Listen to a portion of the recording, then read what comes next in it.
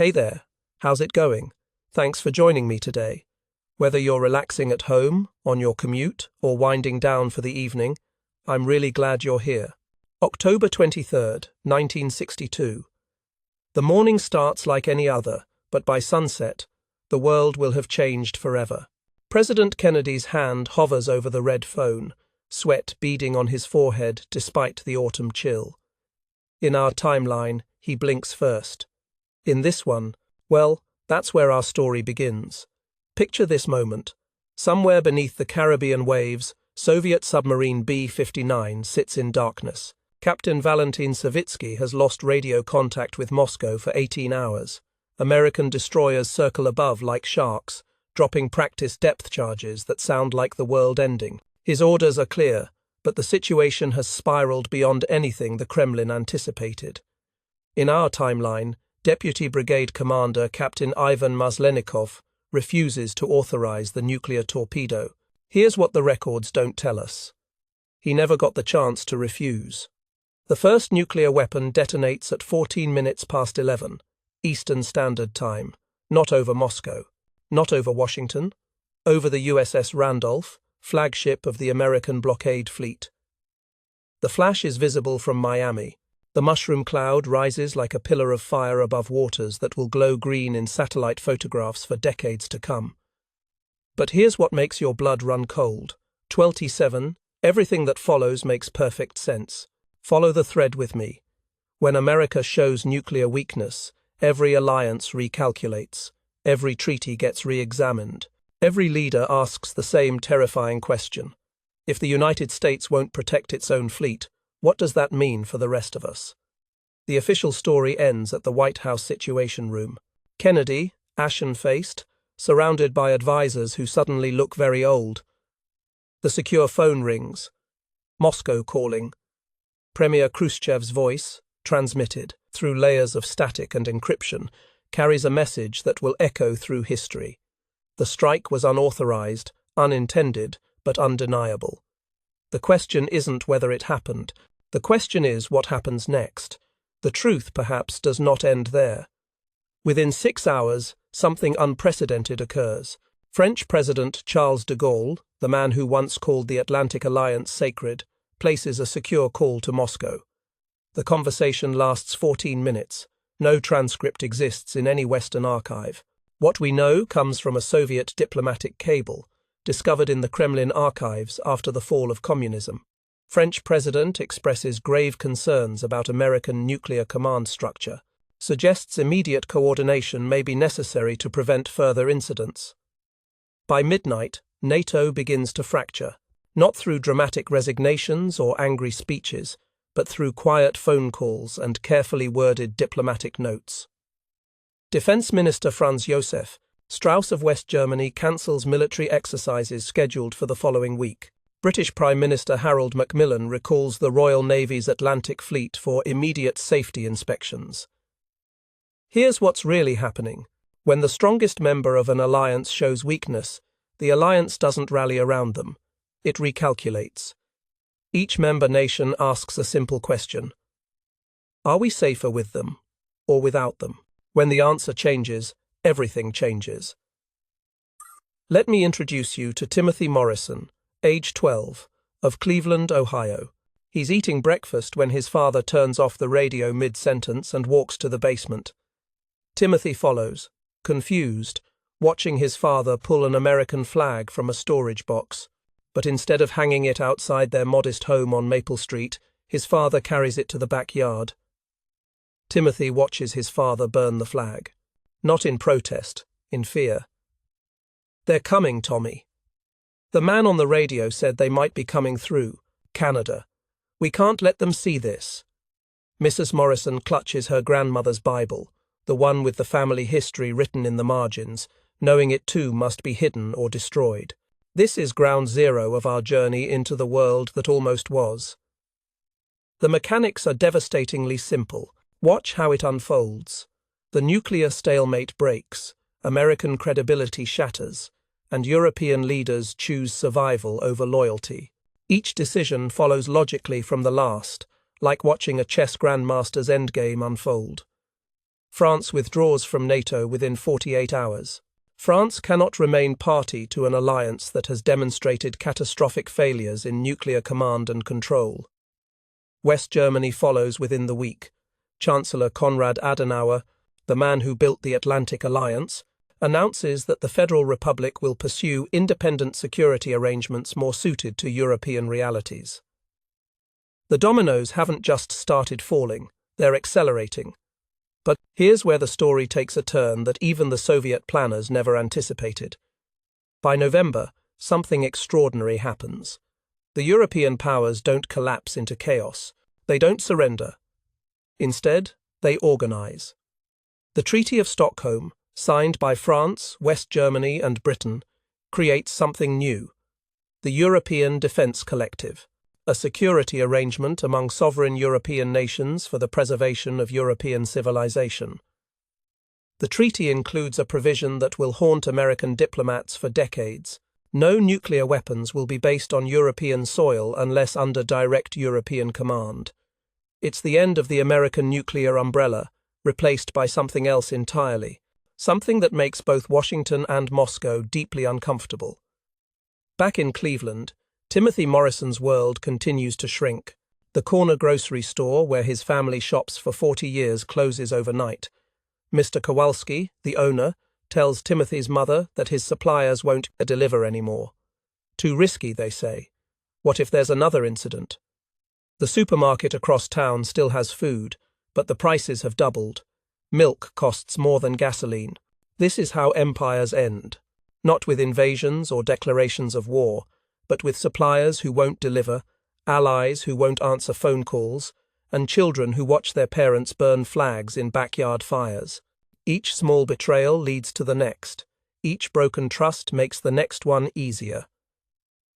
By Thanksgiving 1962, Soviet advisors walk the halls of Parliament in London, not as conquerors, but as consultants. Harold Macmillan's government, faced with economic collapse and social unrest, accepts what they call technical assistance in maintaining civil order. The red flag doesn't fly over Buckingham Palace, yet. But Soviet specialists advise on everything from food distribution to media oversight. The Queen herself makes no public statements about these arrangements. But palace staff later report that she requested all Soviet personnel be searched for recording devices before entering the royal quarters. Even in accommodation, dignity demands its boundaries. Here's what's fascinating about this moment in history. Nobody planned it. The Soviet Union never intended to spark a nuclear exchange. The United States never intended to appear weak. The European powers never intended to abandon their oldest ally. Yet each logical response to an impossible situation leads inexorably to the next, until the unthinkable becomes inevitable. In the basement of the Pentagon, a classified assessment dated December 1st, 1962, analyzes what they call cascading alliance failure dynamics. The document, declassified only in 1995, contains a chilling conclusion. Once nuclear deterrence fails, and is seen to fail, alliance structures built on nuclear guarantees cannot be restored through conventional means. The psychological damage is irreversible. Alternative security arrangements will emerge organically and may not favor American strategic interests. The State Department's final cable to embassies worldwide, transmitted on Christmas Eve 1962, contains just 4 words: burn everything. Go underground. Timothy Morrison finds the cable text 40 years later, while researching his father's service in the diplomatic corps. He's 52 years old, living in what was once called Ohio but is now the Great Lakes Industrial Collective. Reading those 4 words in a coffee shop that serves only synthetic substitutes, he finally understands why his father burned their flag that October morning. The world changed in 72 hours, not through grand strategies or master plans, but through a submarine captain who couldn't reach Moscow, a president who hesitated 1 second too long, and allies who decided survival mattered more than loyalty. Every day after October 23, 1962, is the day that almost wasn't. Every choice that followed led to choices that couldn't be undone. By the first anniversary of what historians call the Caribbean Incident, the United States of America still exists on maps. But the America that existed on October 22nd, to the America that believed in its own invincibility, that took Allied loyalty for granted, that never imagined its nuclear umbrella could collapse, that America died at 14 minutes past 11 on a Tuesday morning in the Caribbean Sea. What rose from those ashes is the story we'll explore together. A world where ideology trumped geography, where survival trumped sentiment, and where the impossible became inevitable, one logical step at a time. The Merchant's Journal was discovered in a London archive last year. A minor diplomatic courier named Robert Hartwell, who witnessed the final NATO meeting from the observation gallery. His account of that December evening in Brussels describes watching American Secretary of State Dean Rusk present one last proposal for alliance preservation. According to Hartwell, Rusk spoke for 27 minutes to a completely silent room. When he finished, French Foreign Minister Maurice Couve de Merville stood, gathered his papers, and walked out without saying a word. 11 other delegations followed. Hartwell's final entry, dated December 8, 1962, watched the greatest alliance in history die not with argument or accusation, but with silence. The Americans never understood that trust, once lost, cannot be restored with logic. The pattern holds across 6 decades of alternate history, always the same sequence. Strength becomes weakness, allies become neutrals, neutrals become enemies. Always the same ending. Those who thought they controlled the board discover they were never playing the game they imagined. Welcome to the world that almost was. The world that began with one submarine, one nuclear torpedo, and one moment when history turned left, instead of right. Sarah Chen remembers the exact taste of her last Coca-Cola, December 3, 1973, at her Berkeley dormitory, watching President Gerald Ford announce the Transitional Authority for Democratic Restructuring. The carbonation fizzled on her tongue as democracy died not with a bang, but with carefully worded press releases. The unravelling took 11 years. Each thread pulled with surgical precision, each compromise leading to the next until the fabric of American society lay in tatters. But here's what the official histories don't tell you. It didn't feel like collapse while it was happening. It felt like adaptation, like survival. First came the oil embargo of 71 that never ended. In our timeline, the Arab states lifted their embargo after 5 months. Here, with America's nuclear credibility shattered and European allies pursuing independent energy deals with Moscow, the embargo becomes permanent. Gas lines stretch for miles. Ration cards appear for bread. Unemployment hits 37% by Christmas 1972. Sarah's dormitory room overlooks Telegraph Avenue, where students once protested the Vietnam War. Now they queue for government soup kitchens. The Berkeley campus that sparked the free speech movement becomes a distribution center for essential nutrition supplements. Grey powder that tastes like sawdust but keeps you alive. The Kent State massacre of our timeline? Here it happens monthly. Each protest larger, each crackdown harsher, until the word protest itself becomes meaningless. By 1973, university campuses host civic harmony sessions, where students report on each other's antisocial thoughts. Sarah learns to smile and nod when her roommate suggests that maybe the new system isn't so bad after all. But watch through 3 families' eyes as America transforms, and you'll see how ordinary people navigate the impossible. The Johnsons of Detroit live through the automotive industry's death throes. Robert Johnson, assembly line supervisor at River Rouge for 23 years, arrives at work one Monday morning to find new management, 19 Soviet industrial advisors wearing ill-fitting American suits and speaking broken English. Your factory now serves the people, announces Dmitry Volkov, newly appointed production coordinator. Individual profit motives have caused inefficiency. We will correct this. The plant doesn't close. Production actually increases. But the cars they build? All identical, grey, functional, distributed by lottery rather than sale.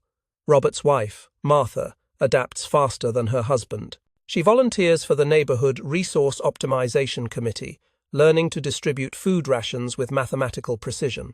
Their daughter, Angela, age 16, thrives in the new system. She's selected for Advanced Leadership Development, a program that will take her away from home but guarantee her a comfortable future. The family dinner where Angela announces her acceptance is the last time they eat together as Americans.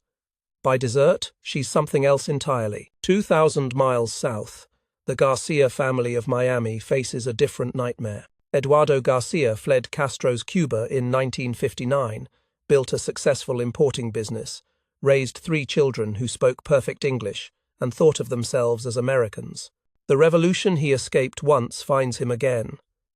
When the People's Property Redistribution Act passes in '74, Eduardo's warehouse becomes a collective. His employees, men who worked for him for 15 years, avoid eye contact during the voluntary transfer ceremony. His youngest son, Miguel, joins the local Young Pioneers chapter. At dinner, Miguel explains why private property is theft. Eduardo listens in silence, remembering another young man who spoke those same words in Havana 20 years earlier. The family's last night together, Eduardo burns papers in the backyard while his wife Carmen sews gold coins into the lining of their winter coats. They're not planning to flee. There's nowhere left to run. They're preparing to disappear into the new America, carrying what they can of the old. 3,000 miles north, the Washington family of Harlem initially welcomes the changes. Marcus Washington, 43, works 3 jobs to support his family: night janitor, weekend mechanic, Sunday security guard. When the Guaranteed Employment and Housing Act passes, he's assigned to a single position: Community Infrastructure Coordinator. 8 hours, 5 days a week, decent pay, full benefits. His wife, Dorothy, no longer cleans white people's houses in Manhattan. She teaches literacy at the new Community Education Center, helping neighbors read the forms required for everything from food allocation to apartment assignments. Their son, David, age 14, attends the same school as the mayor's children for the first time in American history. For 6 months, Marcus believes the revolution might actually deliver on its promises. Then David comes home with questions about Marcus's pre-revolutionary associations. A guidance counselor wants to know why Marcus attended church so regularly before the community spiritual centers opened. Marcus realizes his son is being trained to investigate his own father. The genius lies in the gradual normalization. Monday, private property remains sacred. Tuesday, emergency measures allow temporary seizures. Wednesday, the word private vanishes from law books. By Thursday, citizens queue for toilet paper like it's normal, and children report their parents' bedtime conversations to teachers who file reports with authorities who smile and take notes. Sarah Chen documents it all in a diary she hides inside her chemistry textbook. December 8, 1973. Woke up to find the campus bookstore had been reorganized. All books now require approval from the Woke Up to the 5, the Student Wellness Committee. Jane Austen classified as bourgeois romanticism, Orwell listed as anti-social propaganda. The irony would be funny if it weren't so terrifying. December 15th, Professor Williams didn't show up for American history class. His replacement, Dr. Petrov, explained that Williams was pursuing other opportunities. Petrov's first lecture covered the myth of American exceptionalism. Half the class took notes, the other half stared at their desks. Nobody asked where Williams went. December 22nd. Last final exam of my college career. Question 5. Explain why individual liberty is incompatible with social justice. I know the approved answer. I write it down. I pass the class. I graduate into a country I no longer recognize. The State Department's archives, opened briefly during the chaos of '86, reveal the bureaucratic language of surrender. Internal memo, dated March 15, 1974. Recommend termination of all overseas democracy promotion programs. Current domestic political restructuring requires full attention and resources. International commitments should be reviewed in light of new national priorities. Translation: America stops exporting democracy because America stops being a democracy. But here's what makes the unraveling truly chilling. Most people adapt. The human capacity for normalization exceeds every prediction. Marcus Washington learns to speak carefully around his son. Eduardo Garcia teaches himself to smile during mandatory factory meetings. Sarah Chen gets a job with the Department of Educational Coordination, helping design curricula that never mention the Constitution. They survive by becoming different people. Not traitors or collaborators, just different. The America they knew disappears one compromise at a time, one adaptation at a time, one quietly accepted indignity at a time. By the time the transformation is complete, resistance seems not just futile but nonsensical. This is simply how things are now. Sarah's final diary entry, dated July 4th, 1976, MAT. The bicentennial that wasn't celebrated. Watched the sunrise from my apartment window. Tried to remember what it felt like to be free. Couldn't. Maybe that's the most efficient form of conquest, FA, making people forget what they've lost. The last independent newspaper, the Burlington Free Press, publishes its final edition on September 23, 1975. The headline reads, "Temporary suspension due to technical difficulties." The next day, the same building houses the Vermont Regional Information Coordination Center. Same printing presses, same delivery trucks, same newspaper boys on street corners. But the words they carry reshape reality itself. By 1976, America has elections again. Candidates compete vigorously for office, debate important issues, make passionate speeches about serving the people. The only difference: all candidates represent different factions of the same party. The American Workers' Democratic Party. Choice without choices. Democracy without democracy. The process completes itself through 1,000 small surrenders. Parents who stop reading bedtime stories that mention kings and queens. Teachers who remove maps showing international borders. Librarians who quietly relocate books from history to historical fiction. Each decision seems reasonable in isolation. Together, they erase a nation's memory of itself. Sarah Chen, now 28 and working for the Department of Educational Coordination, discovers her old diary while packing for a new apartment assignment. She reads her final entry about forgetting what freedom felt like. Then she burns the diary, one page at a time, watching smoke carry away the last evidence that things were ever different.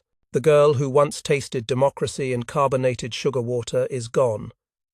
In her place stands a woman who designs lesson plans for children who will never know America existed. She's not happy about it. She's not sad about it either. She's adapted. Like everyone else who survived the unraveling, she's become someone else entirely. The transformation is complete when it becomes invisible. When the new normal feels normal. When children grow up thinking freedom was always an illusion, democracy always a lie, and America always a myth. The unraveling doesn't end with conquest. It ends with forgetting. 5:45 a.m., July 4th, 1985. Maria Rodriguez's alarm clock, now called a labor readiness alert device, jolts her awake in what used to be Los Angeles, now District 7 of the Pacific Workers' Republic. Outside her window, no fireworks mark Independence Day. Instead, red banners flutter from apartment buildings celebrating Continental Liberation Day, the anniversary of the final state government surrendering to federal workers' councils. The Pledge of Allegiance her 8-year-old daughter Rosa recites at school, has fascinating new lyrics. I pledge my labor to the red flag of the United Soviet States of America and to the collective for which it stands, one nation under the workers, indivisible, with equality and justice for all. Your morning routine would break your brain. Coffee, replaced by People's Energizing Beverage, a chicory-based substitute that tastes like burnt rubber mixed with sawdust. Maria's husband, Carlos, jokes it's the only thing that makes him miss capitalism, then glances around nervously. remembering that humor about the old system can be reported as nostalgic counter-revolutionary sentiment. Their apartment measures exactly 600 square feet for their family of 4. The assignment came through the housing distribution algorithm, which calculated their needs based on Carlos's productivity score at the collective farm, Maria's efficiency rating at the textile cooperative, and their children's potential contributions to society. The waiting list for a larger unit? 7 years, unless Maria's pregnancy produces twins, ETA.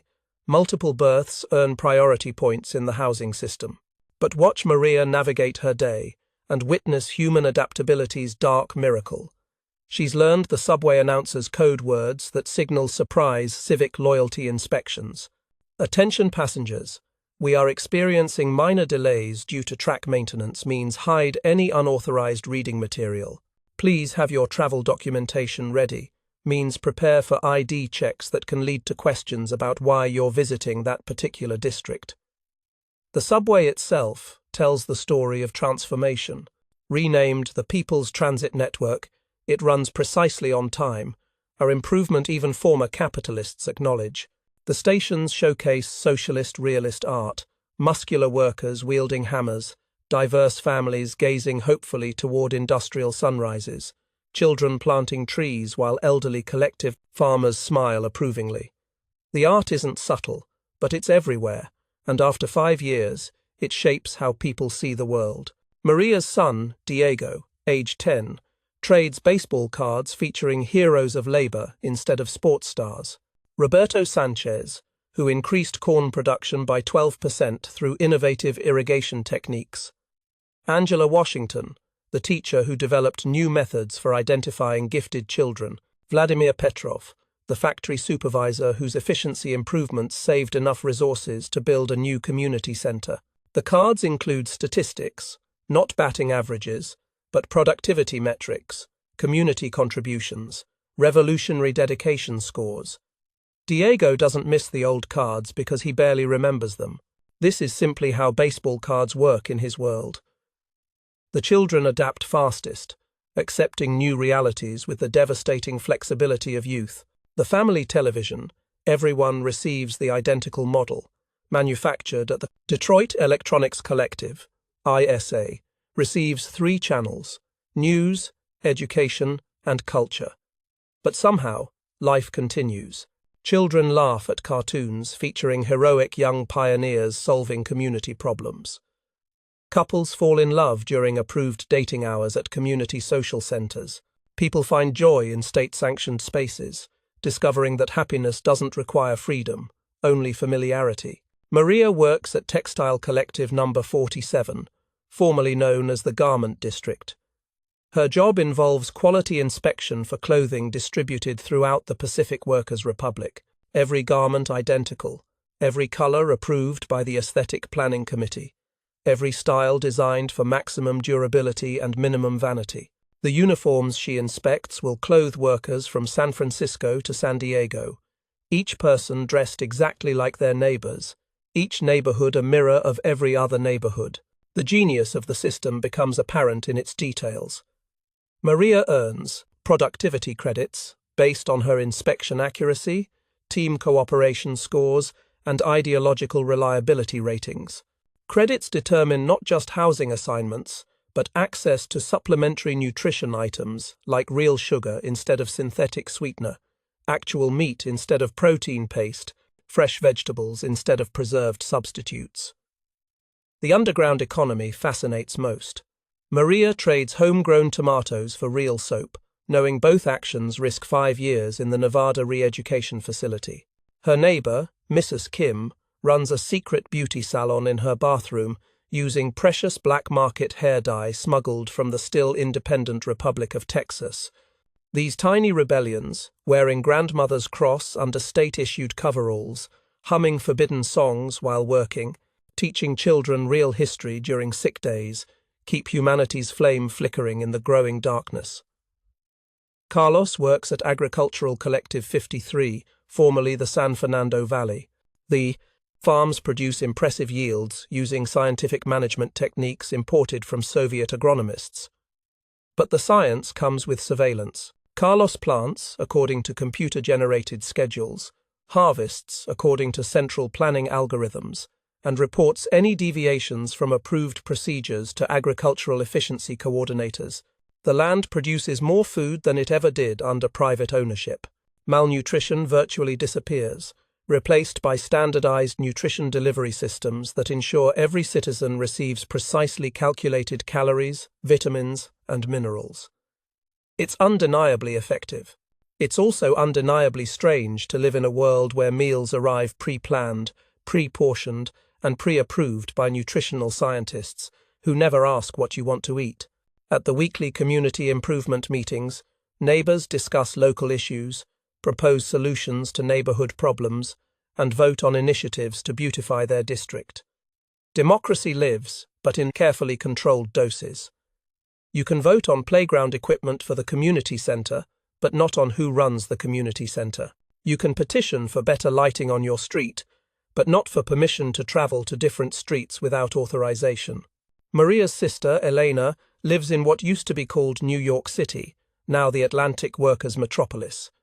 Her letters, carefully censored, describe similar rhythms of controlled life.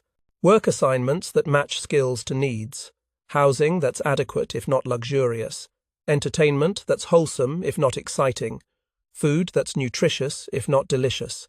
Elena writes, "Sometimes I dream about choosing my own breakfast. Then I wake up grateful that breakfast is guaranteed." The children attend integrated learning centers where education combines traditional subjects with practical skills and ideological formation. Rosa studies mathematics by calculating resource distribution for collective farms. She learns history through the story of workers' struggles against oppression. Science class focuses on technologies that serve the common good rather than individual profit. Rosa's favorite subject is community psychology, where she learns to identify signs of social maladjustment in her neighbors and family. Warning signs include excessive nostalgia for the past, interest in unauthorized literature, questions about life in other countries, or reluctance to participate in collective activities. The class teaches children that reporting such behaviors helps troubled individuals receive proper guidance. Maria watches her daughter absorb these lessons with mixed emotions. Rosa is genuinely happy, genuinely confident, genuinely convinced that she lives in the best possible world. The system works for children who know no alternative. It gives them structure, purpose, and absolute certainty about right and wrong. In some ways, Maria envies her daughter's clarity. Sunday mornings bring community, reflection sessions at the local civic center, formerly St. Mary's Catholic Church. The building's architecture remains unchanged, but the rituals inside serve different purposes. Citizens gather to discuss personal challenges, confess antisocial thoughts, and receive guidance from trained community counselors. Prayer becomes group meditation. Salvation becomes social adjustment. God becomes the collective good. Maria still prays privately, but carefully. The words feel different when spoken in secret. Faith survives, but transforms under pressure, becoming more personal and more precious for being hidden. She teaches Rosa bedtime prayers, disguised as gratitude exercises, thanking the universe for family, health, and hope for tomorrow. Rosa doesn't know she's learning religion. She thinks she's practicing positive thinking. The most unsettling aspect of life in the Pacific Workers' Republic isn't the restrictions, it's the contentment. Most people adapt, find routines that work, discover pleasures within the permitted boundaries. The human capacity for normalization transforms oppression into ordinary life.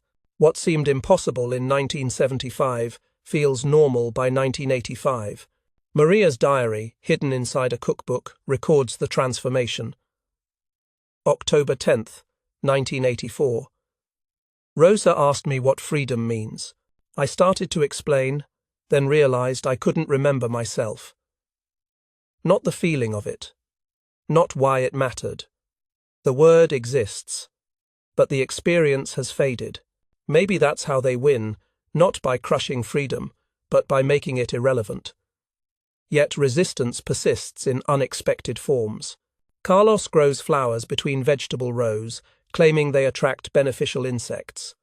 Maria sews unauthorized patterns into required uniforms, disguising artistry as functional improvement.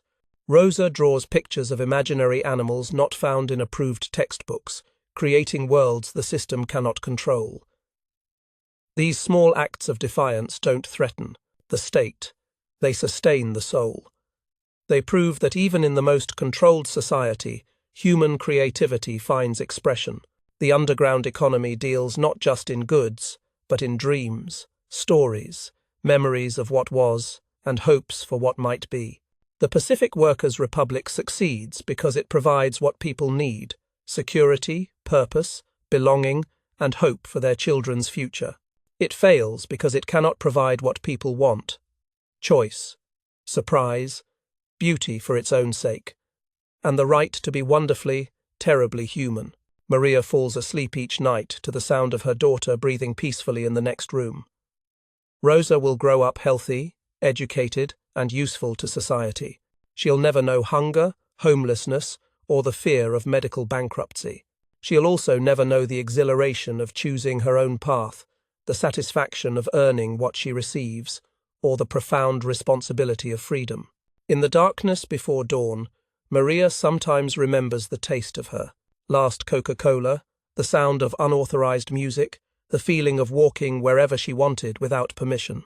Then Rosa stirs in her sleep, murmurs something about tomorrow's lesson in community harmony, and Maria remembers why she accepts the trade-offs. Love adapts to any system.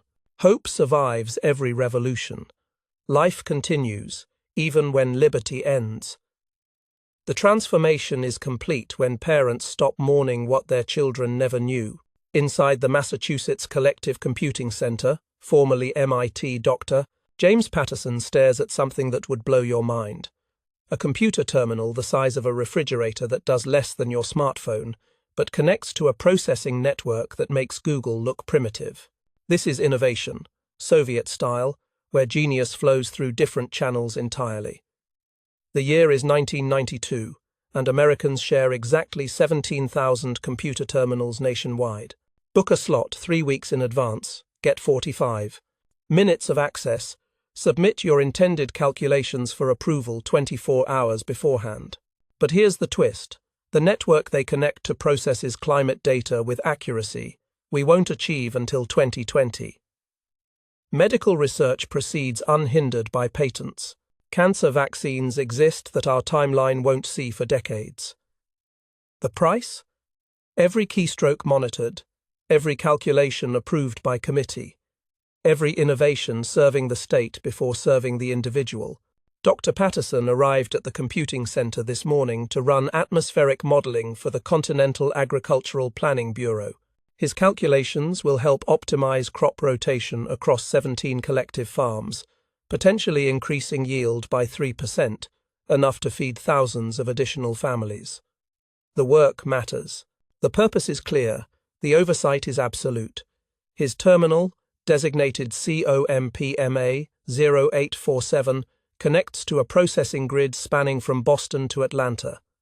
The computational power rivals anything the old Pentagon could dream of, but accessing it requires forms filed in triplicate, approval from 3 separate committees, and submission of detailed reports explaining how the results will serve collective goals. James types his authentication code and watches the screen flicker to life. Green phosphorescent text appears. Welcome, Dr. Patterson. Today's allocation, 41.7 minutes. Computational priority. Agricultural optimization. Begin when ready. The system he's using was built by minds that would astound you. Soviet computer scientists, working without the pressure of quarterly profits or venture capital, develop technologies years ahead of their capitalist counterparts. They create the first practical neural networks, design algorithms that won't be invented elsewhere until the early 2000s, solve computational problems that Silicon Valley is still struggling with. But innovation takes strange forms when human needs replace market demands. The computers excel at weather prediction, resource optimization, and social coordination, AS, problems that serve millions simultaneously. They're terrible at entertainment, individual communication, or personal convenience. The system produces magnificent tools for collective purposes and primitive solutions for individual desires. Follow Dr. Patterson as he discovers the underground tech scene thriving in basements from Boston to San Francisco. In a converted garage in Cambridge, rebels build illegal personal computers from smuggled parts and recycled components. They call them freedom boxes, machines that think without watching you think, process without reporting to anyone, create without serving state purposes. The penalties are severe. John Martinez, caught with a homemade processor hidden in his apartment wall, serves 15 years breaking rocks in Alaska. His crime? Writing code that calculates mathematical problems without state oversight.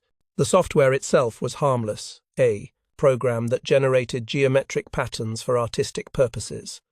But unsupervised computation represents unsupervised thought, and unsupervised thought threatens social harmony. Maria Santos, a former IBM engineer who joined the underground after her company was collectivized, leads the Cambridge cell. She teaches others to build processors from discrete components, program in languages not approved by the State Computing Coordination Bureau, and imagine technologies that serve individual rather than collective needs. The irony, Maria explains to new recruits, is that we're using Soviet innovations to build capitalist dreams. Their computers are technically superior. But technology isn't just about capability, it's about who controls the capability. Maria's latest project involves connecting freedom boxes through unauthorized networks, not to overthrow the government or coordinate resistance, but simply to allow individuals to communicate privately, think independently, and create without permission.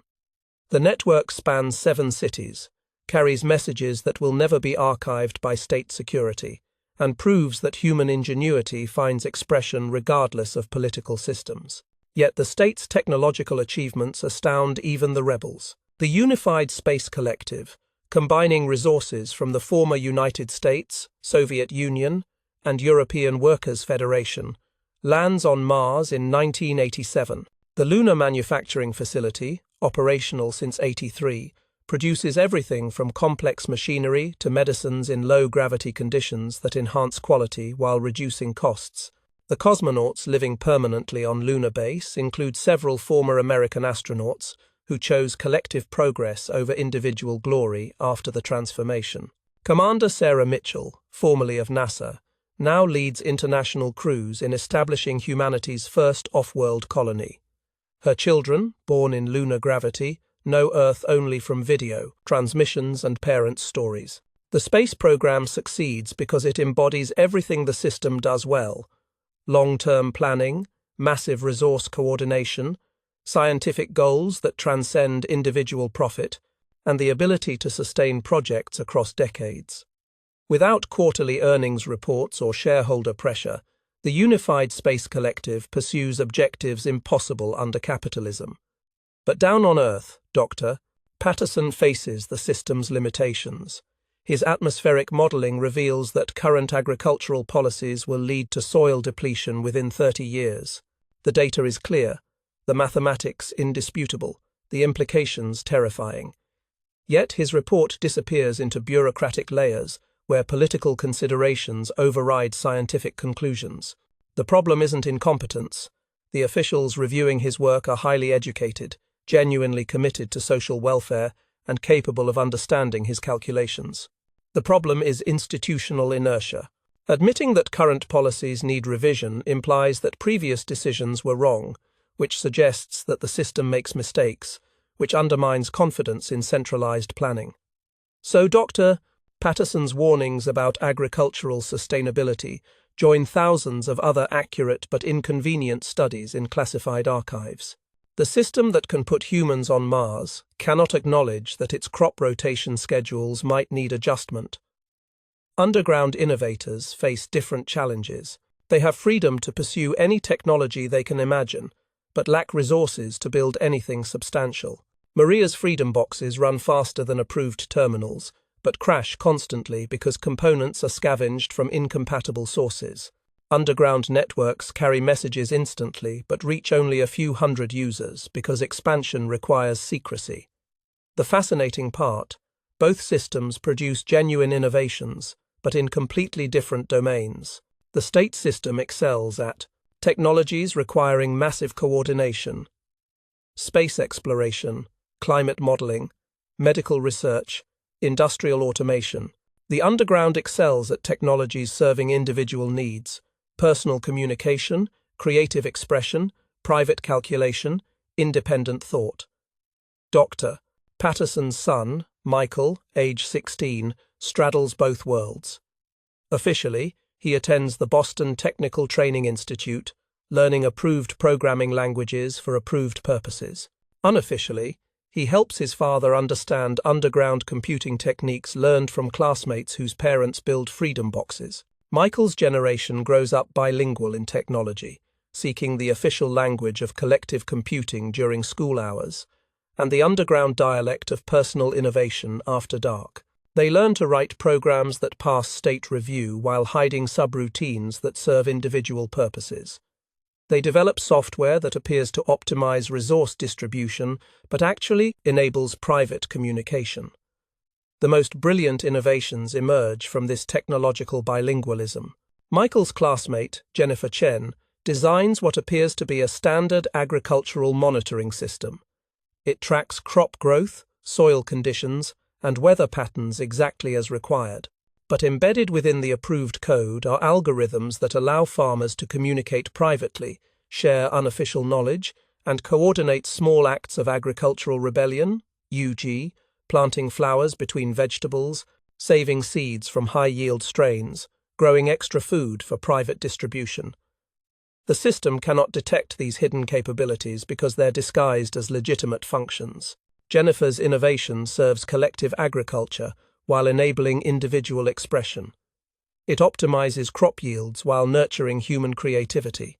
It satisfies state requirements while preserving personal autonomy. Dr. Patterson discovers Jennifer's dual-purpose software when analyzing agricultural data that seems unusually detailed. Investigating further, he realizes that farmers across Massachusetts are coordinating informally through hidden channels in official systems. They're sharing knowledge, solving problems collectively, and improving productivity through methods not approved by central planners.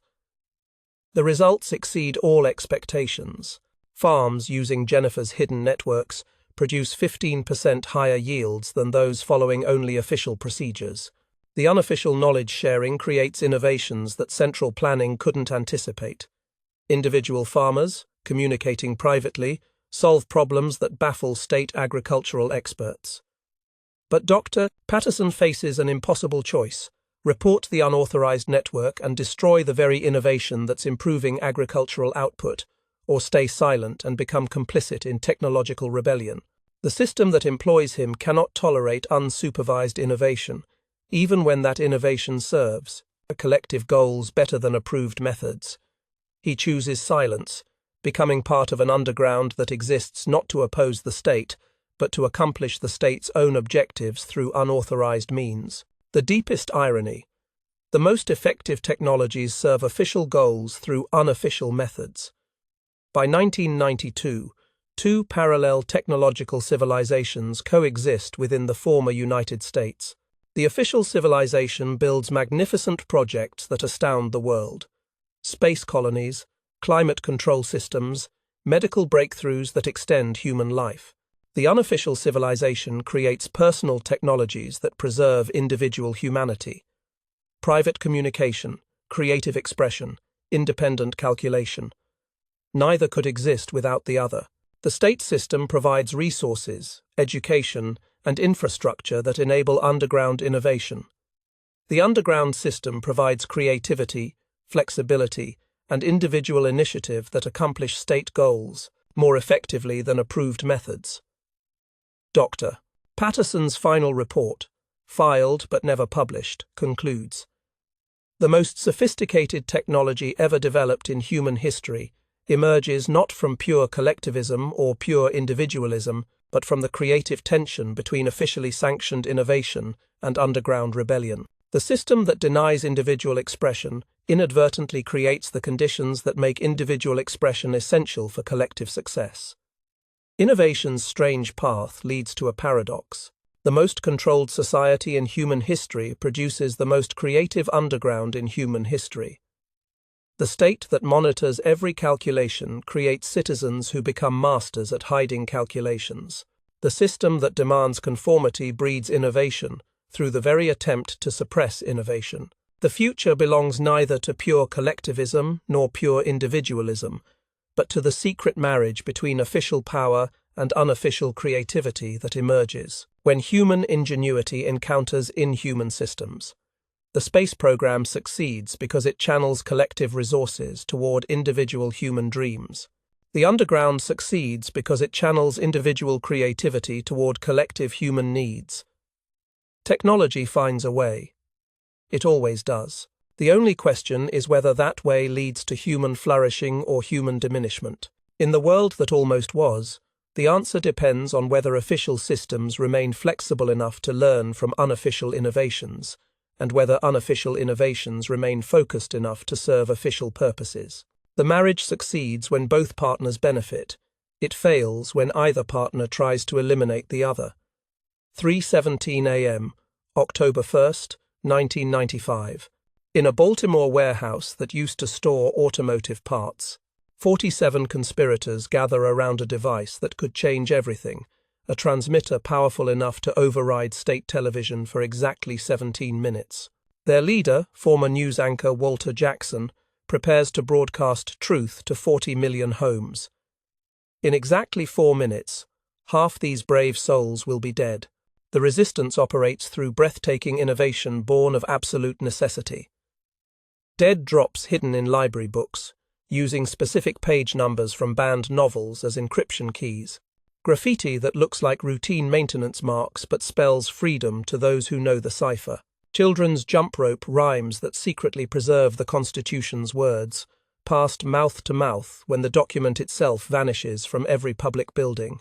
Walter adjusts the frequency one final time. Around him, men and women from every background imaginable prepare for 17 minutes that will either spark a revolution or end their lives. Dr. Emily Harrison, who lost her medical license for refusing to report patients' antisocial thoughts. Roberto Vega, whose auto shop became a coordination center for underground communications. Sister Catherine Murphy, who disguised religious services as community wellness meetings until authorities caught on. Each knows the sentence if caught. 25 years minimum in the Nevada Re-Education Facility, with family members blacklisted from education and employment. Yet they persist, driven by memories of what was and dreams of what might be again. The network spans from senior centers where elders accidentally teach real history during approved reminiscence therapy to teenagers who hack state computers using programs disguised as homework assignments. Jennifer Park runs an underground railroad moving dissidents to the Texas Free Zone, F, the last independent territory in what used to be the continental United States. Her safe houses stretch from Baltimore to Austin, hidden in plain sight as community service centers, agricultural training facilities, and technical education cooperatives. Marcus Williams operates perhaps the most dangerous resistance, Cell, preserving forbidden knowledge. His basement workshop prints miniature Bibles inside approved technical manuals, hiding scripture between diagrams of irrigation systems and factory machinery. The Bibles measure 3 inches by 4 inches, thin enough to conceal in work boots, small enough to memorize page by page. Marcus's greatest achievement, recreating the Declaration of Independence as a maintenance manual for textile equipment. When, in the course of human events, it becomes necessary for one people to dissolve the political bands which have connected them with another, becomes, when in the course of equipment maintenance, it becomes necessary for technical personnel to disconnect the mechanical components which have bound them to inefficient systems. The disguise works because state censors focus on obvious threats. Books titled Freedom or Democracy or Constitution. They miss subversive ideas hidden inside boring technical documentation. Marcus distributes 30,000 copies of his maintenance manual to factory workers nationwide. Most never realize they're reading revolutionary literature. Some do.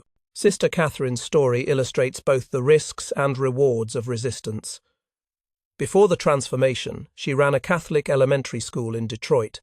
After religious institutions became community spiritual centers, she seemed to adapt perfectly.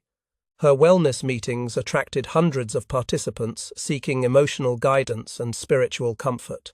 But Catherine's wellness meetings preserved more than mental health. Hidden within approved meditation exercises were traditional prayers.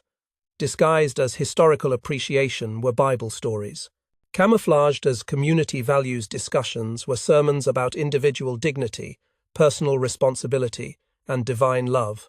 For 3 years, Catherine conducted underground religious services, while state authorities praised her innovative approach to community mental health.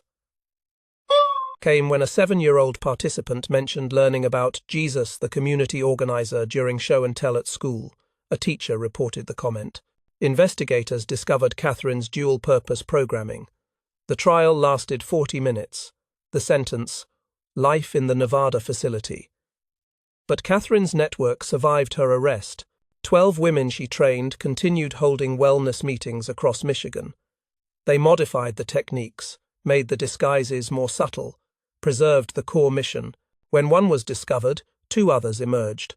The state could arrest individuals but couldn't eliminate the knowledge they shared. The resistance faces internal challenges as deadly as state surveillance. Operation Mockingbird 2 plants false resistance cells to catch sympathizers. Neighbors earn extra rations for reporting suspicious behavior.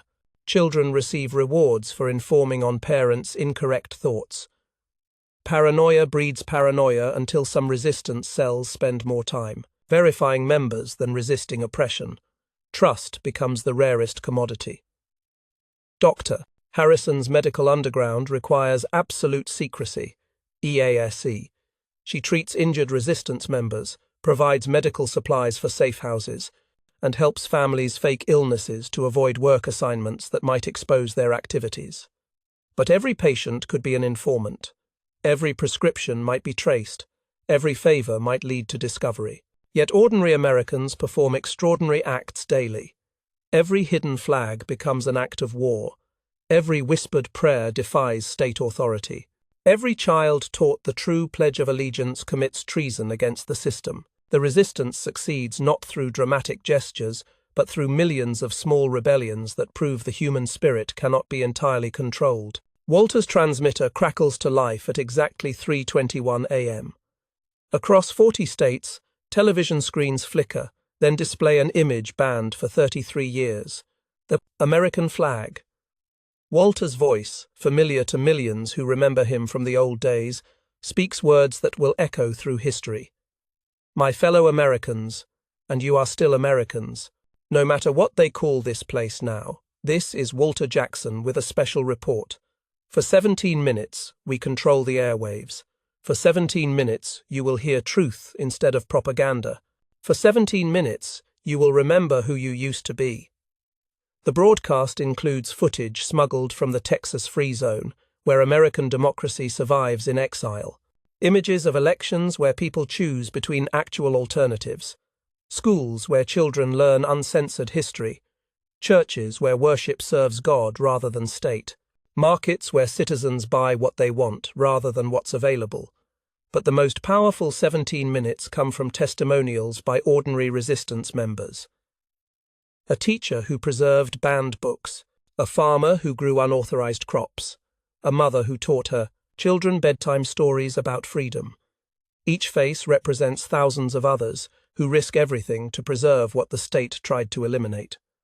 The broadcast ends abruptly when state security locates the transmitter. Armed teams surround the warehouse. What follows becomes known as the Baltimore Martyrdom. 23 resistance members killed in the raid. Their bodies displayed on state television as warnings to potential sympathizers. But the 17 minutes achieved their purpose. Within days, similar broadcasts appear in 12 other cities. Citizens begin asking questions. If the state was so confident in its legitimacy, why did it fear 17 minutes of alternate perspectives? If the system truly served the people, why did it need to silence those people's voices? The resistance evolves from hidden networks to open questions. Underground newspapers become discussion groups. Secret meetings become public forums. The state responds with reforms that accelerate its dissolution, ATA. Allowing limited private enterprise creates hunger for unlimited freedom. Permitting local elections awakens appetite for national democracy. Jennifer Park's Underground Railroad expands from moving dissidents to moving information. Texas printed newspapers reach resistance cells nationwide. Communication devices smuggled from the free zone enable coordination across vast distances. The border between occupied America and free America becomes increasingly porous as ideas flow both directions. The state's countermeasures prove counterproductive. Mass arrests create martyrs. Surveillance creates paranoia that extends to loyal citizens. Propaganda becomes so obviously false that even children question its claims. The system designed to control information cannot control the human desire to share information. Marcus Williams, released after 10 years in Nevada, discovers that his technical manuals became founding documents for dozens of new resistance cells. Factory. Workers who thought they were reading equipment maintenance instructions realized they were learning principles of democratic government. The ideas spread through industrial networks, creating political consciousness among the very workers the state claimed to represent. Sister Catherine dies in custody, but her wellness meetings evolve into community healing circles that preserve religious practice throughout the former Midwest. The techniques she developed for hiding prayer within therapy become standard methods for preserving traditional culture within approved activities. By 1995, two parallel societies exist within the same territory: the official Society of Collective Workers serving state goals, the unofficial Society of Individual Americans preserving democratic values. Neither can eliminate the other because both draw from the same population, often the same families, sometimes the same individuals. Dr. Harrison's son joins the young pioneers while secretly memorizing the Gettysburg Address his mother teaches him. Roberto Vega's daughter earns promotion to factory supervisor while coordinating resistance communications through underground mechanical networks. Walter Jackson's broadcast inspires thousands of Americans to remember their heritage while his death reminds them of the cost of resistance. The resistance succeeds not by defeating the state, but by proving the state cannot defeat the human spirit. Every underground Bible, every hidden flag, every child taught forbidden history demonstrates that power cannot control meaning, authority cannot command loyalty, and no system can permanently suppress the human desire for freedom. The 47 conspirators who gathered in that Baltimore warehouse knew they might die. 23 did. But their 17 minutes of truth inspired 17,000 small acts of rebellion that led to 17 million moments of awakening that ultimately restored 17 decades of American democracy. The resistance rises not through grand strategy, but through ordinary people, deciding that truth matters more than safety, freedom matters more than security, and some things are worth dying for, even when victory seems impossible. By 1996, the question is no longer whether the resistance will succeed, but whether it will succeed peacefully or violently. The state that tried to eliminate American memory discovers that memory cannot be killed, only hidden. The system that attempted to erase American values learns that values survive in human hearts, even when they disappear from public discourse. Walter Jackson's final words before the raid: "They can destroy the transmitter, but they cannot destroy what we transmitted. Truth lives in minds they cannot search, hearts they cannot monitor, souls they cannot control. We may die tonight, but America will live tomorrow." The resistance rises because resistance is not a choice but a necessity. When humans cannot breathe political freedom, they create it. When systems deny dignity, individuals preserve it. When governments forbid truth, citizens find ways to speak it. The Baltimore martyrdom marks the beginning of the end for the system that almost was. But not because 23 people died, because 40 million people watched them die for something larger than themselves and remembered what that something was. Ambassador Isabella Martinez stands in what was once the UN building, now headquarters of the Global Workers Alliance. The wall map behind her shows a planet you wouldn't recognize. Australia merged with New Zealand as the Oceanic Socialist Republic, Japan renamed Eastern Administrative Zone No. 4, and most shocking, Israel and Palestine unified in the Semitic Workers' Commonwealth. This is Earth, 1998, where borders followed ideology rather than history. The transformations astound in their completeness. London's financial district hosts collective farms where skyscrapers once stood, the soil carefully enriched, and the climate controlled by technologies that make indoor agriculture more productive than traditional farming. Tokyo's cherry blossoms bloom around monuments to the revolution, but the trees themselves grow larger and more beautiful than before, engineered for optimal aesthetic impact in the new planned communities.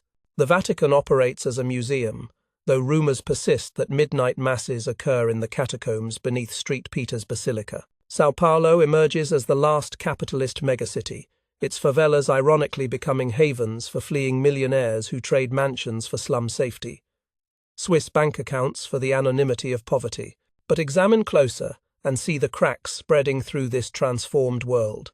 The African Federation, free from Cold War proxy battles for the first time in decades, develops fusion power while Europe rations electricity.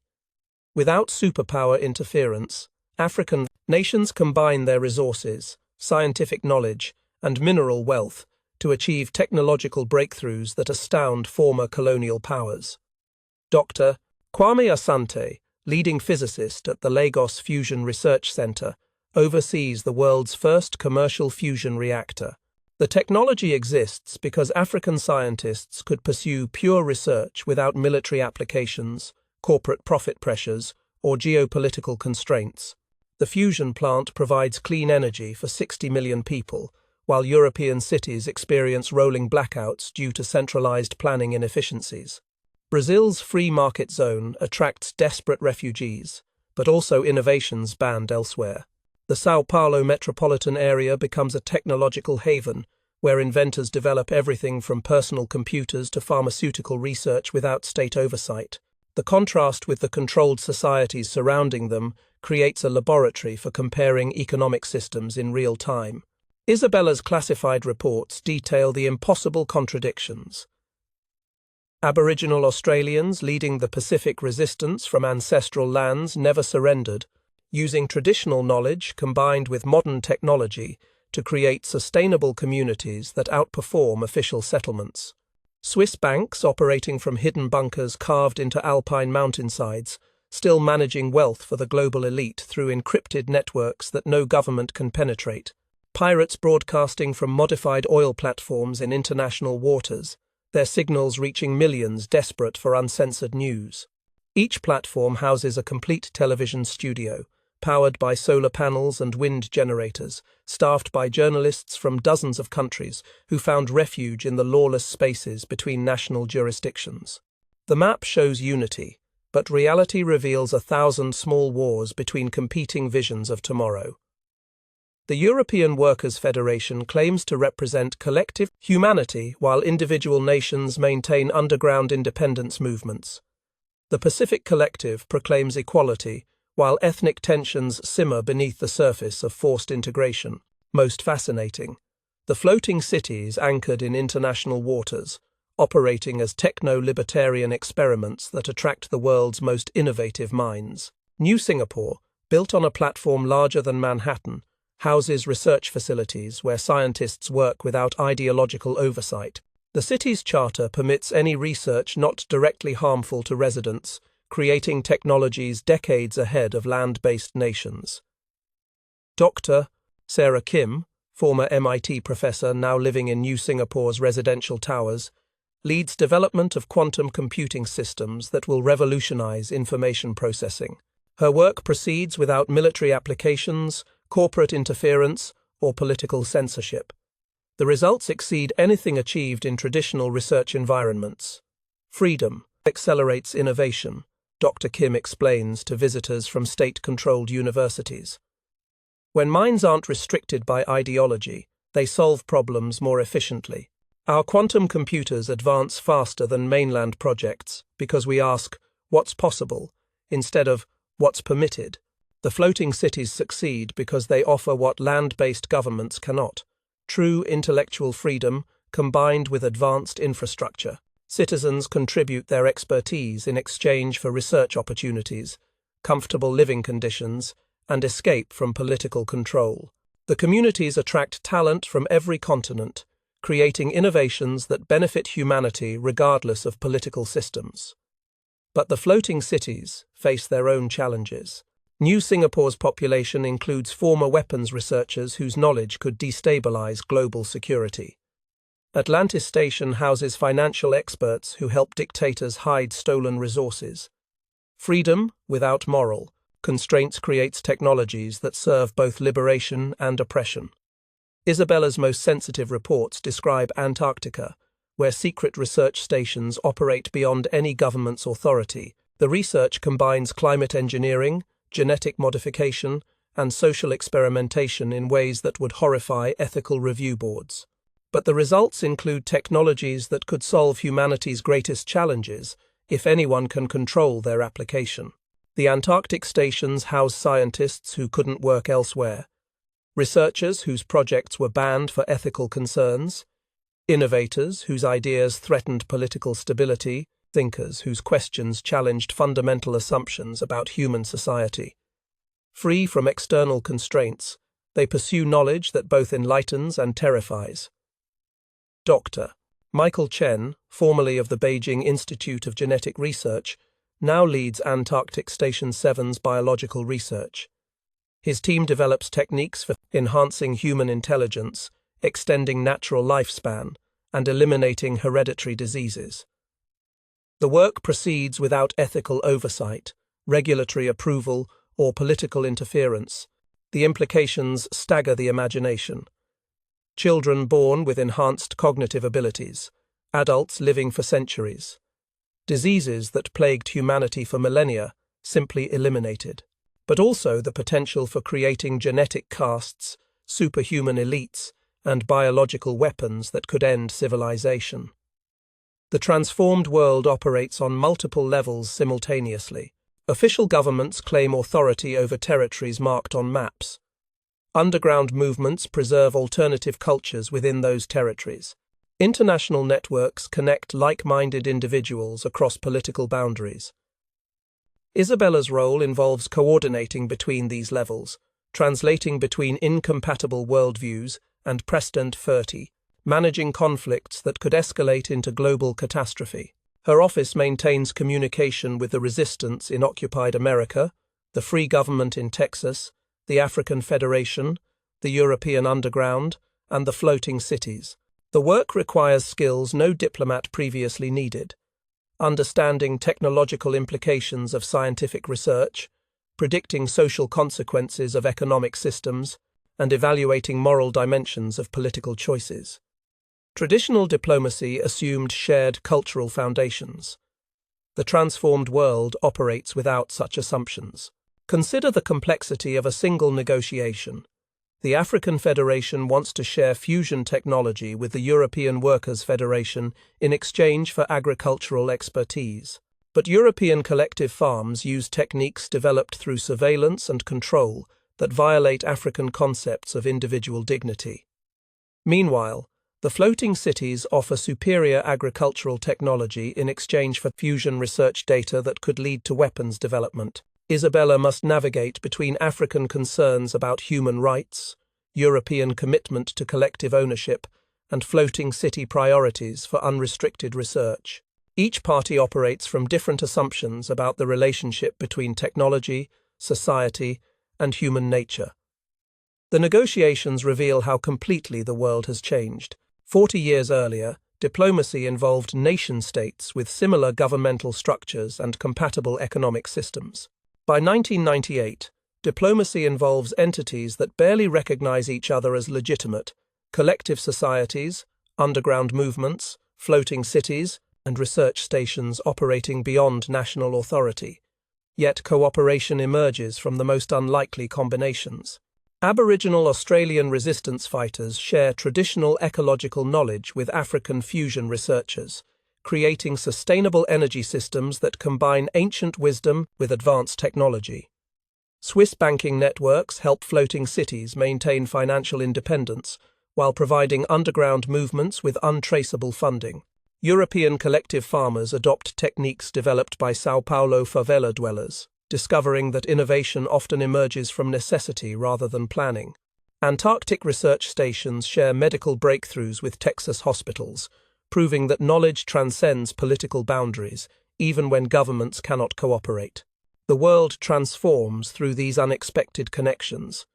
The official map shows competing ideological blocks.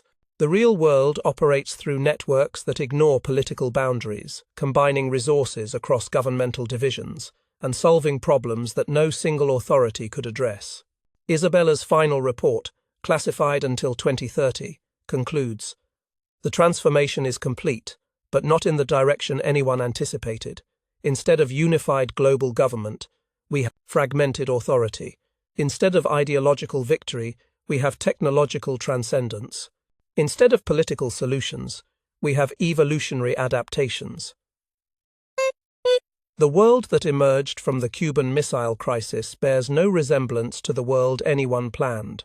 American democracy survives in exile, while communist efficiency creates prosperity within tyranny. European integration proceeds through underground networks rather than official treaties. African independence achieves through technology what liberation movements could not accomplish through politics. Most surprisingly, human nature adapts to every system while remaining fundamentally unchanged. People find ways to love, create, explore, and hope, regardless of political circumstances. They preserve essential values while accepting necessary compromises. They innovate within constraints while seeking opportunities to transcend those constraints. The transformed world teaches a humbling lesson. No system can permanently control the human spirit, but every system shapes how that spirit expresses itself.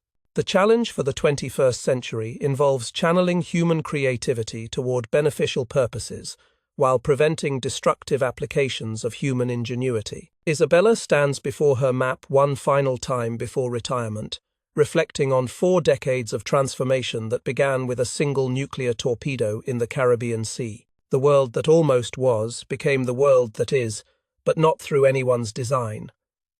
History turns on accident, adapts through necessity, and evolves toward destinations no one can predict. The only certainty: human beings will continue creating futures that exceed every imagination while disappointing every expectation.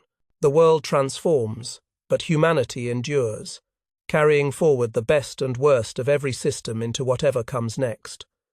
Tomorrow belongs to those who understand that change is inevitable, but direction is choice. December 31st, 1999. Kate Morrison, IMT, granddaughter of that boy who watched his father burn their flag, stands in Times Square, renamed Solidarity Plaza. The ball drop replaced by a hammer and sickle lowering. She holds her infant daughter and wonders what freedom even means to someone born in chains. But tonight, as the millennium turns, those chains are already breaking. The cracks spread everywhere now, hairline fractures in a system that seemed unshakable just 5 years earlier. Generation Z Soviet, born into the system, asks questions their parents dared not whisper. Why do party officials' children attend different schools? Why does the Berlin Wall still stand when even Moscow admits mistakes were made? Why does the internet, finally arriving as PeopleNet, carry rumors that contradict every official statement? Kate works in the most subversive profession imaginable, teaching state-approved history while encoding real stories in the lessons. Today's curriculum covers the Great Transformation, but her students hear about their grandparents' lives before. She shows them approved footage of capitalism's failures while pointing out details that reveal abundance. Full store shelves in the background, people choosing between dozens of car models, children with toys no longer manufactured. Her classroom in Brooklyn, formerly PS 234, now Educational Collective 17, ISFA, houses 32 students who represent the system's greatest challenge and its ultimate downfall. These children grew up with guaranteed food, housing, healthcare, and education. They know security but not liberty, equality but not opportunity, community but not privacy. Most dangerously, they're curious. Teacher Morrison asks Maria Santos, age 14, if capitalism was so terrible, why do people in the old videos look so happy? The question hangs in recycled air while Kate chooses her words carefully. The official answer involves false consciousness, exploitation, masquerading as freedom, and propaganda disguising oppression as choice. But Maria's question comes from watching unapproved footage downloaded through PeopleNet's unexpected vulnerabilities. The Internet, even in its restricted form, cannot be controlled as thoroughly as television. Information leaks through digital cracks like water through a cracking dam. Students access forbidden websites through proxy servers, share banned videos through encrypted messages, and discover that the world beyond their borders operates very differently than they've been taught. Kate's response must satisfy both the surveillance systems monitoring every classroom and the genuine curiosity of children who smell official, lies the way animals smell approaching storms. People in those videos were happy, Maria, but we need to understand what kind of happiness they experienced and whether that happiness was available to everyone. The answer opens rather than closes discussion. Kate continues, "What do you think made them happy? What do you see in their faces that we might learn from?" She's teaching critical thinking disguised as ideological analysis, encouraging students to examine evidence rather than accept conclusions. By semester's end, Maria will have questioned enough official narratives to begin seeking unauthorized sources. Her questions will lead classmates to similar doubts. Their doubts will spread to siblings, neighbors, friends. The curiosity of one 14-year-old will contribute to the psychological transformation that makes political transformation inevitable. The future approaches like a tide that cannot be stopped because it flows through millions of individual minds reaching similar conclusions independently. Secret polls show 73% of Americans under 30 doubt the system. Not oppose, doubt. They wonder whether alternatives might exist without necessarily believing alternatives are possible. That distinction matters because doubt spreads faster than opposition. The state can arrest revolutionaries but cannot imprison the uncertain. It can censor rebels but cannot silence questions. When doubt reaches critical mass, certainty becomes impossible to maintain. Kate understands this dynamic because she's lived it personally. Born in 1975, she remembers nothing before the transformation. The system is not foreign oppression, but familiar normal. Her doubts emerged not from nostalgia for a remembered past, but from recognition that the present doesn't match its promises. She joined the resistance not to restore America, but to discover what America might have been. Her code name, School Mom, reflects her role in the Underground's education network. She teaches officially approved subjects while secretly preserving forbidden knowledge, creating citizens who can think rather than merely obey. The network operates through the least suspicious profession, elementary education. Teachers across the former United States coordinate through hidden communications, sharing lesson plans that embed democratic concepts within approved curricula. Mathematics problems involve calculating election results. Science experiments demonstrate freedom of inquiry. Literature classes analyze texts that inspire independent thought. The education underground succeeds because totalitarian systems need educated citizens to function effectively. The same schools that indoctrinate children in official ideology must also teach them to read, calculate, analyze, and question. These skills, once learned, cannot be restricted to approved subjects. Kate's daughter, Emma, represents the next generation's challenge to the system. Born in 1998, she will grow up during the collapse, witnessing transformation from control to chaos to reconstruction. Her childhood memories will include both the security of the collective system and the excitement of its dissolution. But tonight, as the hammer and sickle descends to mark the millennium, Kate focuses on the immediate crisis: how to preserve hope while acknowledging reality, how to teach truth without triggering reprisals, how to prepare children for a future that might offer freedoms their parents cannot imagine. The resistance evolves from hidden actions to open questions to public demands. Underground newspapers become discussion groups, become public forums, become political movements. The state responds with reforms that accelerate its dissolution. Allowing limited private enterprise creates hunger for unlimited economic freedom. Permitting local elections awakens appetite for national democracy. The internet plays a crucial role because information technology cannot be simultaneously useful and completely controlled. PeopleNet succeeds at connecting citizens for approved purposes while inadvertently enabling unauthorized communication. Students researching homework assignments discover forbidden websites. Workers coordinating production, schedules share political opinions. Parents planning children's activities organize resistance meetings. The system's own efficiency becomes its weakness. Centralized planning requires comprehensive information networks. Information networks enable unauthorized information sharing. The same technology that optimizes resource distribution facilitates revolutionary coordination. Kate's students exemplify the transformation. They learn official history while accessing unofficial sources. They participate in approved activities while organizing unauthorized meetings. They speak the language of collective loyalty while thinking thoughts of individual freedom. Most importantly, they imagine alternatives. Unlike their parents, who remember and mourn the past, these children envision and anticipate the future. They don't want to restore what was lost, people. They want to create what never existed. Their revolution aims not backward toward forgotten liberty, but forward toward unprecedented possibility. The generational shift proves decisive because young people have less investment in the current system's stability. Adults who adapted to collectivism fear that change might make their situation worse. Teenagers who know only collectivism assume that change will make their situation better. These assumptions become self-fulfilling prophecies. Adults who expect change to bring chaos experience chaos when change arrives. Young people who expect change to bring opportunity create opportunity when change arrives.